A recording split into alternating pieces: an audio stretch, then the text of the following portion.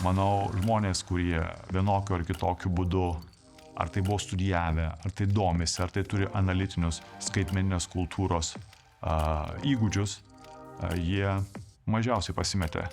Ir iš karto pradėjau galvoti apie tai, kaip šias naujasias technologijas neatmesti, nebėgti nuo jų, o integruoti į šiandieninę kultūrą ir komunikaciją.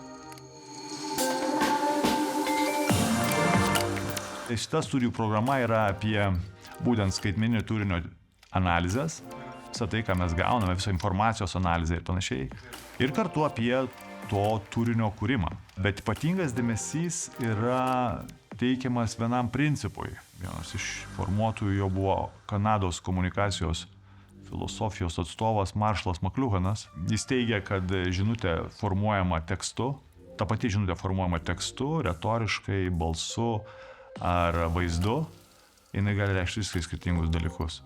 Ir kad norint daryti poveikį visuomeniai, reikia mąstyti ne tik apie tam tikrą turinį, kurį noriu pateikti, kažkuo įtikinti, bet kaip tai pateikti. Todėl ir šioje studijų programoje stengiamasi mokyti studentų, suteikti jiems įgūdžius, tiek kritinės analizės, kas leidžia mums nebijoti naujų technologijų poveikių, tiek ir praktinius įgūdžius, kaip tai panaudoti savo darbinėje veikloje, kultūrinėje veikloje, nuo žiniasklaidos iki politikos ir verslo.